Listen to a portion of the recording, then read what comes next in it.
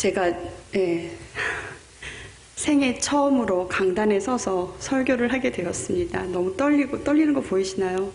너무 떨리고 참. 제가 결혼한 지 15년 돼서 남편이 목사님인데 남편 그림자로 살다가 이렇게 15년 만에 왜 하나님은 나에게 이런 큰 일을 맡기실까 너무 두려워서 못하겠다고 그런 생각을 많이 했었는데 말씀을 준비하며 묵상하며 저에게 하나님 하시는 말씀들이 너무나도 은혜로웠고 또 제가 너무 부족하다는 걸 너무 많이 느낀 거예요. 새삼 더욱 절실하게. 그래서 성경 말씀을 보면서 이런 많은 깨달음과 은혜들을 제가 뭐 이렇게 막 잘해서가 아니라 하나님이 그냥 시키시니까 제가 받은 은혜들을 이 시간 여러분과 함께 나누기를 소망합니다. 제가 설교를 한다고 하니까 저희 아들이 되게 걱정이 돼가지고 엄마 유치부처럼 자꾸 질문하고 같이 할까요 여러분? 막 이런 거 제발 하지 말라 그러는데 아마 불쑥불쑥 나올 거예요. 이해해 주시고요. 예. 오늘 말씀을 보면 사무엘상 1장부터 3장에 보면 참 많은 여러 유형의 그런 인물들이 나옵니다. 한나와 엘리와 엘리의 아들들과 그 다음에 사무엘이 등장을 하고 있습니다. 그런데 엘리와 엘리의 아들들과 사무엘이 한 그런 성전에 같이 살았는데 성경을 읽으면서 왜 엘리는 그 하나님의 음성을 못 들었을까?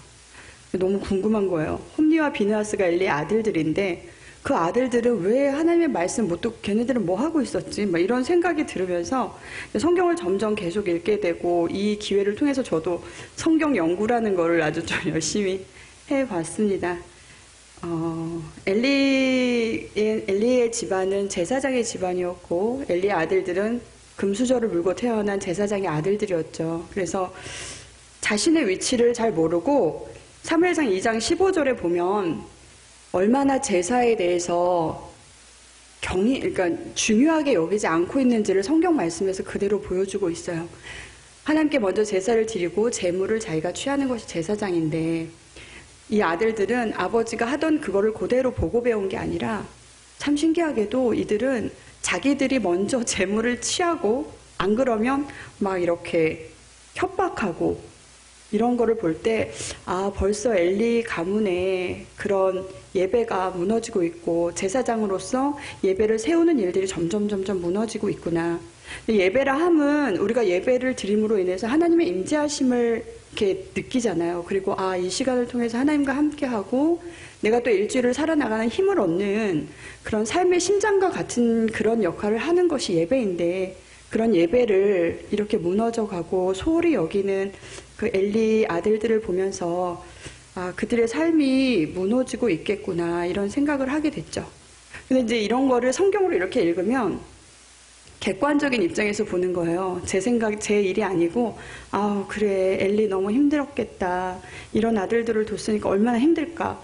이런 생각을 하면서 이제 성경을 이렇게 계속 보는데 이게 남 일이 아니구나. 이제는 저한테로 이제 제 모습을 보게 되는 거예요. 남을 이렇게 볼 땐 되게 쉽게 평가하고 좀 자식 교육을 잘하지 막 이런 생각을 했었는데 그게 이제 저에게로 화살이 저에게로 딱 오다 보니까 내 자식은 잘하고 있는지 남들이 나가서 우리 자식을 또 어떻게 보고 있는지 저도 장담할 수가 없겠더라고요. 최선을 다해서 키운다고 하지만 제 가정은 제가 자세히 모르겠는 거예요.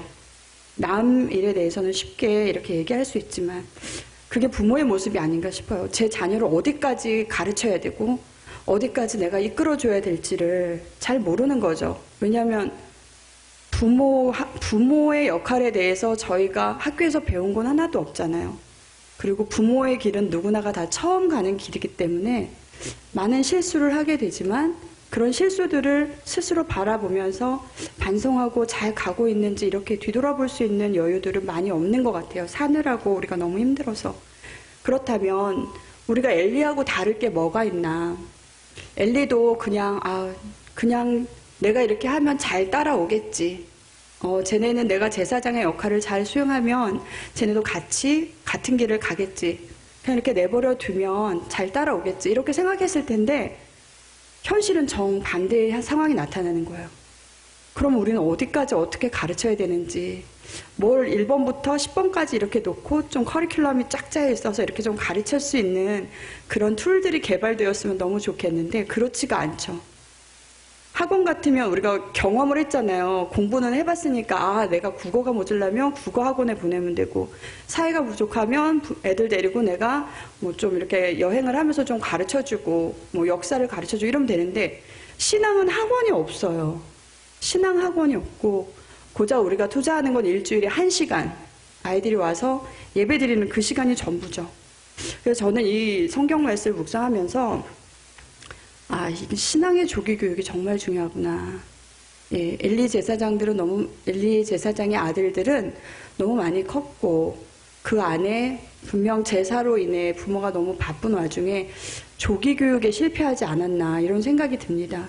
저희가 공부나 이런 다른 운동 같은 것들은 조기 교육을 열심히 하잖아요. 몸에 습득돼 있어야 돼서 자전거도 일찍 가르치고 골프도 일찍 가르치고 막 그러시는 걸 보면 과연 신앙에 대해서는 얼마나 우리가 조기 교육에 힘을 쓰고 있는지 그런 의미에서 오늘 아침에 나온 저희 유치부 친구들의 부모님들께서는 정말 조기 교육에 애쓰고 계십니다. 감사합니다. 저런 아이들이 자라면 조기 교육이 왜 중요하냐면 신앙적으로 어렸을 때부터 유스 때부터 아니면 대학생일 때부터 말씀으로 잘 다져진 아이들은 그런 조기 교육을 받은 아이들은 위기가 닥쳤을 때 무너지지 않습니다. 좌절하거나 낙심하지 않습니다. 그 아이들은 위기가 닥치거나 시험이 딱 들었을 때 바로 무릎을 꿇습니다. 하나님 앞에서 해결하려고 하고 자기가 읽었던 말씀들, 자기가 나눴던 큐티의 상황들을 가지고 그 문제를 직면하려고 하죠. 돌아서 가거나 피해가려고 하지 않습니다. 저희가 지금 부모님들도 많이 계시고 한데 다른 것보다도 우선되어야 될 것은 신앙의 조기 교육이 되어야 된다고 저는 정말 부탁드리고 싶습니다.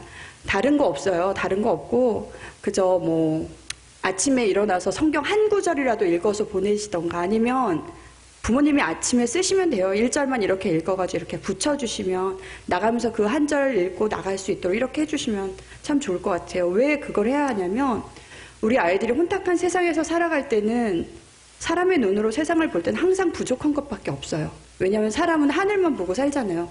사람들은 위에 것만 쳐다보지 아래 것은 쳐다보지 않습니다. 그렇기 때문에 우리가 영의 눈을 열지 않으면 항상 나의 결핍만 보이게 되어 있는 것 같아요. 우리가 성경 말씀을 통해서 내가 성령으로 충만해지고 영적인 눈을 띌 수 있는 조기 교육이 된다면 우리 아이들은 이 세상 속에서 영적인 눈으로 가장 행복한 아이들의 모습으로 자라날 수 있다고 생각합니다. 여러분께서는 그냥 맛있는 거 이렇게 잘 해주시듯이 우리 아이들에게 만난 영적인 만나를 이렇게 날마다 공급하실 수 있는 그런 부모님들이 되시길 간절히 소망합니다. 엘리는 제사를 지내다 보면 이렇게 눈이 어두워졌다는 표현이 나와요. 사무엘상 3장 2절에 보면 엘리의 눈이 어두워져서 영적인 눈을 열어야 될 텐데 엘리의 눈은 어두워져서 이런 말이 나오고 엘리가 또 한나가 기도하는 그 모습을 보고서 어떤 얘기를 하냐면 막 통곡하며 기도하고 누가 나의 그 상황을 들을까봐 입으로 그냥 이렇게 이러면서 기도를 했어요. 그런 걸 보면서 엘리는 아, 저 여인이 술에 취했나 보다 이렇게 생각을 한 거예요. 그러면서 사무엘상 1장 14절과 15절에 보면 뭐라고 얘기하냐면 엘리가 그에게 이르되 내가 언제까지 취하여 있겠느냐 포도주를 끊으라 하니 엘리는 이제 답답한 거죠. 나는 그게 아니고 내 마음이 너무 상하고 내가 자식으로 인해서 너무나 많은 고통을 받아서 이렇게 기도하고 있었는데 그거를 제사장의 눈으로 봤을 때 술에 취했다고 생각하니 이 제사장도 영적인 눈이 점점 흐려지는 것이 아닌가. 사무엘상 3장 2절에 성경 말씀에 엘리의 눈이 점점 어두워져서 이거는 노안으로도 볼 수 있겠지만 제사장의 역할을 잘 감당할 수 없는 영적인 어두움이 그에게 찾아온 것이 아닌가 생각이 듭니다. 영적인 눈이 어두워져가지고 또 이 축복을 해야 될 때 장자에게 하지 못한 그 인물이 한 명 있었죠. 성경에 이삭이 둘째 아들 야곱에게 축복을 하잖아요. 눈이 어두워지고. 그런데 그 축복을 받은 야곱은 참 다른 행동을 합니다.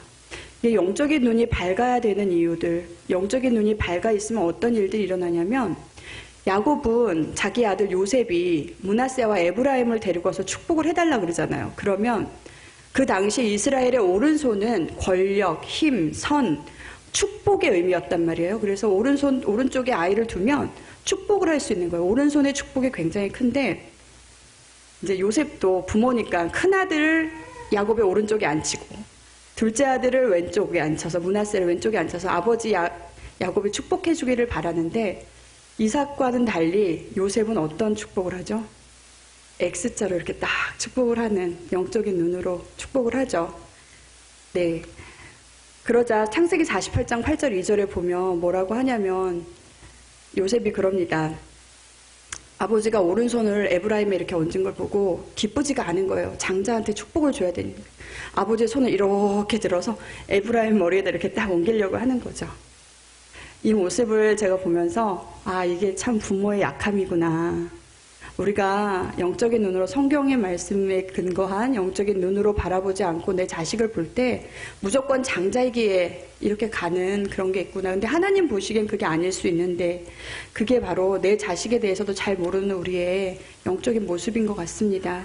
우리의 선입견이 그런 모습들 속에서 일어나죠. 하지만 그 요셉은 그런 거 있잖아요. 아버지 여기가 아니고 여기예요. 막 그러면 안다. 근데 얘야 얘밖에 없어. 이렇게 얘기하는 게 아니에요. 요셉은 어떻게 얘기하냐면 창세기 48장 19절에 그렇게 얘기하죠. 그의 아버지가 허락하지 아니하며 이르되 나도 안다 내 아들아 나도 안다. 그도 한 족속이 되며 그도 크거니와 그의 아우가 더 크게 된단다. 영적인 눈을 가진 부모의 말은 사람을 이렇게 세우는 말을 해주는 것 같아요.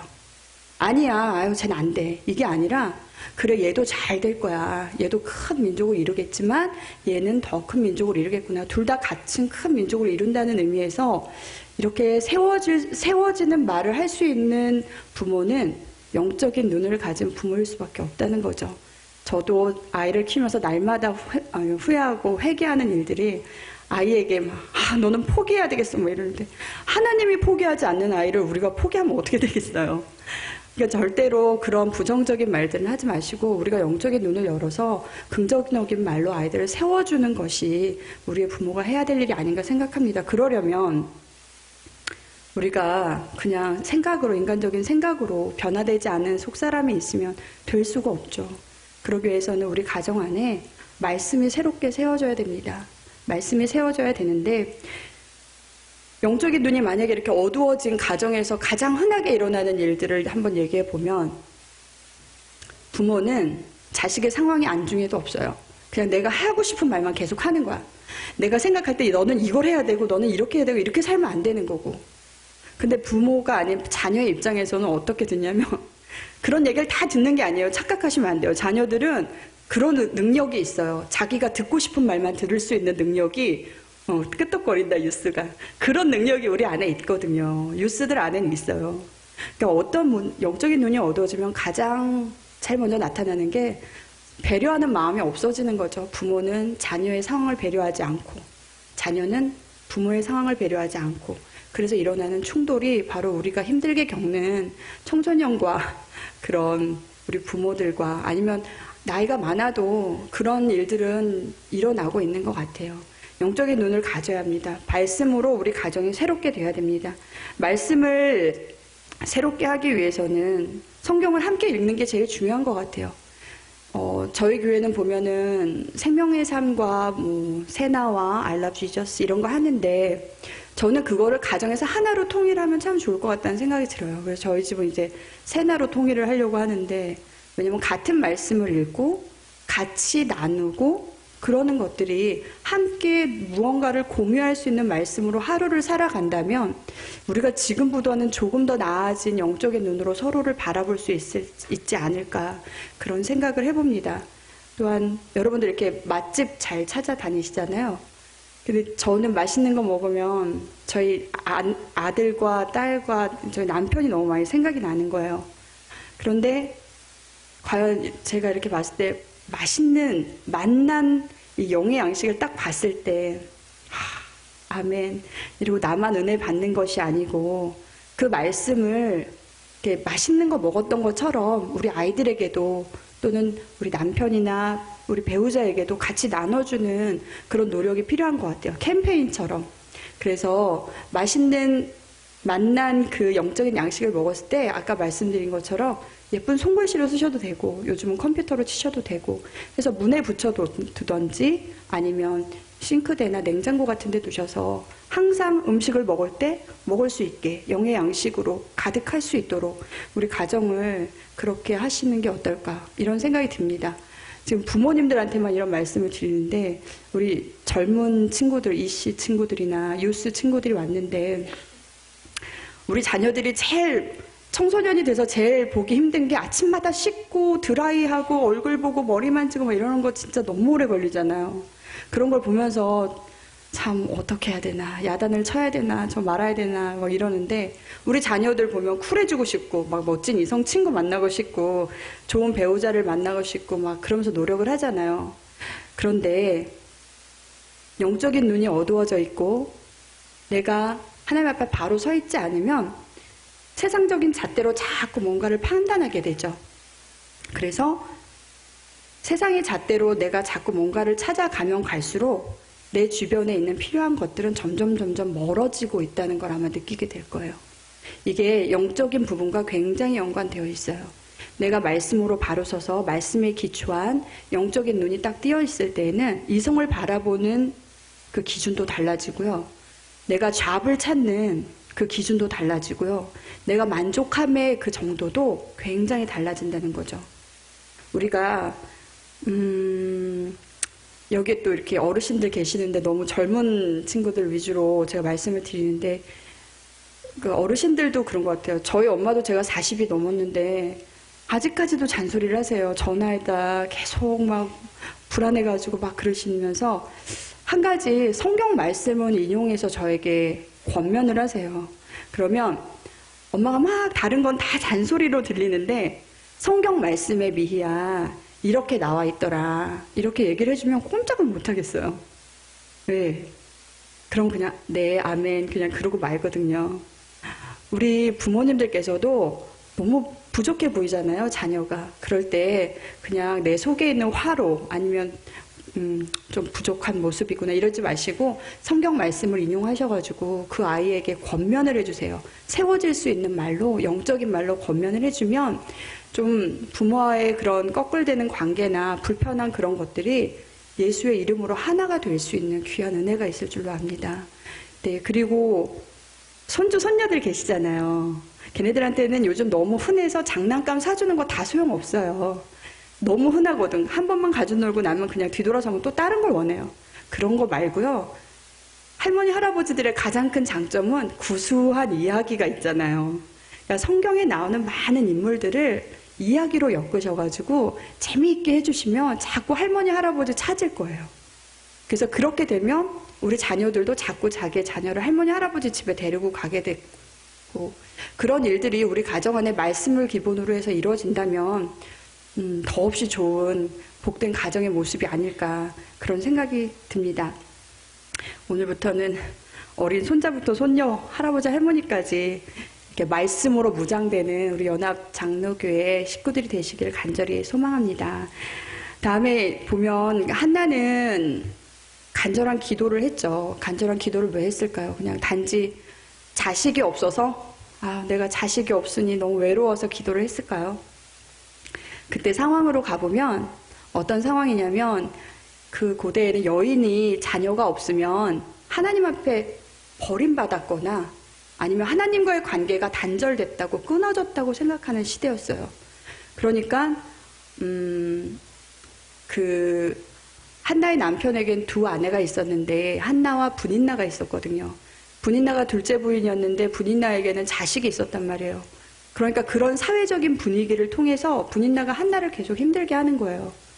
그러니까 한나가 엉엉 울죠. 엉엉 울면서 제가 성경을 읽으면서 여기서 좀 깔깔 웃었던 경험이 있는데 그 사무엘상 1장 6절에서 7절 이렇게 보면 이제 분인나가 막 괴롭히니까 한나가 막 울어요. 그리고 그 사무엘상 1장 8절이요. 네. 거기에서 보면 정말 드라마에서나 나올 법한 대사가 성경에도 나오는구나. 진짜 재밌는 것이다, 성경은. 이런 생각을 한 게, 막 울고 있는 아내에게 엘가나가, 한나의 남편이 엘가나인데, 엘가나가 한나를 얼마나 사랑하냐면 분인나에게 줬던 재산의 갑절을 한나에게 줘요. 그리고 한나를 너무너무 사랑한다는 게 느껴지거든요. 근데 이 한나가 막 울고 있는 거예요. 그러니까 얼마나 가슴이 아프겠어요. 그러니까 이런 표현을 해요. 1장 8절에 그의 남편 엘가나가 그에게 이르되 한나여 어찌하여 울며 어찌하여 먹지 아니하며 어찌하여 그대의 마음이 슬프냐. 내가 그대에게 열아들보다 낫지 않냐. 안 웃기세요? 저는 이게 너무너무 재밌는 거예요.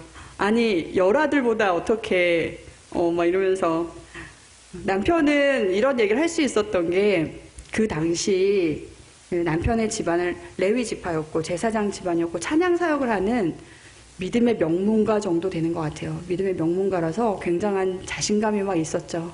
그렇지만 그런 열아들보다 엘가나가 낫지는 않죠. 왜냐하면 이 세상에서 하나님과 단절됐다라는 그런 한나의 생각에 어떻게 재산도 많고 명문가의 집안인 그 남편이 위로가 되겠어요. 그러니까 한나는 그게 절대 위로가 안 되는 거예요. 그래서 한나는 어떤 방법을 하냐면 성전에 올라가죠. 성전에 올라가서 정말 엉엉 울면서 통곡하고 기도합니다. 저도 남편을 따라 15년 동안 사역 그림자로 살면서 참 많이 울었던 것 같아요. 근데 울면 그 마음이 이렇게 시원한지 모르겠어요. 근데 다른 데서는 울 수가 없는 거예요. 창피해서 갈 데가 없어요. 교회밖에. 부부싸움을 해도 교회 가서 울고 기쁜 일이 있어도 교회 나와서 기뻐하고 왜냐하면 자랑하는 것 같아가지고 어디 가서 말도 못하고 네, 교회에 나와서 엉엉 우는 것이 이 한나에게는 정말 힐링 그런 시간이었던 것 같아요. 근데 그런 한나의 통곡 기도는 그냥 점심에 밥을 먹었는데 너무 맛이 없었어. 아니면 우리 애한테 이 옷을 사줘야 되는데 저 옷을 사줬네. 이런 고민으로 나오는 게 아니죠. 정말 가슴속 깊은 절절함. 내가 하나님과의 관계를 회복하고 싶다라는 그런 간절함에서 나오는 그런 표현인 거죠. 예, 성경에 보면 엘리야의 이런 간절한 기도도 있고 또 다윗도 많은 우리의 선조들, 믿음의 선조들을 보면 또 귀하게 쓰여지는 이런 선조들을 보면 그런 정말 가슴속 깊은 데서부터 이렇게 우러나오는 간절한 기도들을 많이 드렸던 걸 볼 수 있습니다. 억울하거나 간절할 때는 우리가 조용한 기도가 안 되잖아요.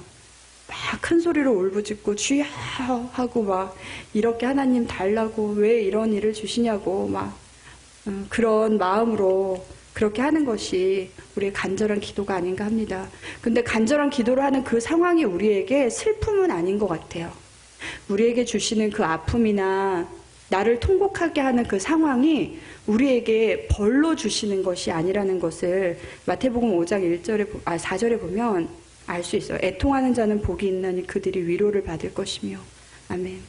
저희가 이렇게 선조들, 믿음의 선조들을 보며 한나도 그랬고요. 엘리야, 다윗 이런 사람들 전부 다 보면 그들의 슬픔이 변하여 기쁨이 되는 걸 저희는 알 수 있어요. 그러니까 저희가 지금 삶의 이렇게 여정에서 순간순간 만나는 위기들 속에서 우리가 지금 너무 지금이 딱 힘들 것 같잖아요. 근데 제가 유학 생활을 하면서 참 많이 깨달았던 게 바닥이 없다는 거죠, 인생엔. 하나님 여기까지가 제 바닥인가요? 저를 진짜 바닥까지 떨어뜨리시네요. 그리고 딱 뒤돌아서면 지하가 있어요, 지하. 우리는 그거를 모르는 거예요. 근데 그 지하가 끝일 것이라고 생각하지만 그 밑에 뭔가가 계속 있다는 거죠. 우리는 그만큼 부족하고 연약한 사람들이거든요. 근데 그럴 때마다 저희가 좌절하거나 넘어지는 것이 아니라 말씀을 기반으로 영적인 눈을 뜨고 저희가 하나님 앞에 간절한 통곡의 기도를 한다면 하나님께서는 그 슬픔과 그 어려움을 하나님께서는 희망과 기쁨과 감사로 바꿔주실 것입니다. 여러분께서는 그런 하나님을 믿으시고 어려움 중에도 기도하실 수 있는 그런 믿음의 귀한 성도님들 되시길 간절히 소망합니다. 기도만 하고 저희가 빨딱 일어나가지고 딱 나가는 그런 분들은 없으시죠? 저희가 막 엉엉 울고 다크서클 여기까지 내려오고 막 여기 판다 이렇게 돼가지고 막 엉엉 울고 기도하다가 아멘 딱 이러고 그냥 문 확 열고 나가시는 분들은 없죠. 잠시 앉아서 묵상하는 시간이 반드시 필요하죠. 저희에게는. 네. 근데 요즘은 또 너무 세대가 빨라가지고 핸드폰이 있잖아요. 옛날 같으면 우리 아이가 문을 쾅 닫고 들어가요. 그러면 여보 제가 왜 그럴까? 그리고 또 뉴스 부모님들한테 막 전화를 해요. 옛날에는 우리 애가 이랬는데 그 집에는 어때요? 이러고 물어봐요. 근데 요즘 부모님들 어떻게 하시냐면 핸드폰을 딱 꺼내서 구글 선생님 있잖아요. 구글 박사님한테 물어보죠. 우리 아이가 문을 닫습니다. 그럼 거기에 케이스가 쫙 나오는 거예요. 요즘 세상이 그래요. 생각하지 않고 묵상하지 않고 하나님의 음성을 들으려고 노력하지 않고 그냥 주변에서 막 찾으려고 노력을 해요. 그래서 내 입맛에 맞는 걸 골라 먹으려고 하는 그런 세대가 왔습니다. 여러분 우리는 지금 백투스쿨 스페셜 그러니까 특별 새벽 기도회인데 저희가 이번 주간을 지나면서 한 가지 우리 안에 마음속 깊은 곳에 우리 아이들을 학교로 돌려보내기 전에 우리가 가슴속에 그 아이들에게 뭔가를 심어줘야 되겠다 생각하시면 하나님의 말씀과 그 아이가 힘들었을 때 간절하게 기도할 수 있는 그 모습과 그 다음에 묵상하며 그 아이들의 삶을 개척해 나갈 수 있는 그런 마음들을 가슴속에 심어줄 수 있는 그런 부모님들의 모습이 필요하다고 생각합니다. 말씀이 끊어진 세대에서 한 여인의 이런 슬픔을 통해서 하나님의 마음을 보여준 이 본문은 엘리 같은 그런 환경을 탓하지도 않았고요. 환경이 뭐 중요하지 않죠. 사무엘을 보면 그리고 영적인 눈을 통해서 하나님을 바라보고 말씀을 통해서 간절한 기도를 통해서 묵상을 통해서 우리는 하나님의 음성을 들을 수가 있는 거예요. 그냥 하나님 나 힘들어요. 물론 그럴 때도 말씀하시죠. 네. 급하시면 말씀하십니다. 하지만 우리의 삶의 자세는 어때야 되냐면 가장 중요한 게 그건 것 같아요. 사무엘이 그 사무엘상 3장 10절에 말씀했던 것처럼 여호와여 말씀하옵소서 주의 종이 듣겠나이다. 엘리는 나이가 많은데도 불구하고 어린 사무엘에게 그 얘기를 다 들었잖아요. 우리의 모습이 하나님 앞에 겸손함으로 나의 의지로 나의 의로 뭔가를 우리 아이를 하려고 하고 내 일을 내 사업을 그렇게 하려고 하는 것이 아니라 하나님 앞에서 말씀으로 무릎을 꿇고 겸손하게 나아오면 말씀을 가진 간절한 기도와 그 다음 하나님 말씀하세요. 주의 종이 듣겠습니다. 이런 그런 겸손한 태도를 가지고 있다면 하나님께서는 언제든 하나님의 때에 분명히 여러분에게 말씀하실 것입니다. 중요한 것은 영적인 눈을 열고 항상 마음의 문을 열어서 나를 부르시는 하나님의 음성이 언젠진 모르니까 언제 하나님이 그날이 도적같이 이르신다 그러잖아요. 말씀하시는 것도 마찬가지인 것 같아요. 어느 날 하나님께서 나에게 말씀하실 때 내가 그 말씀을 깨닫지 못하고 그냥 흘려보내주지 않도록 늘 깨어서 기도하고 늘 깨어서 말씀 읽고 늘 깨어서 묵상하는 그런 우리 귀한 달라스 연합 장로교회 성도님들 되시길 간절히 소망합니다. 기도하시겠습니다.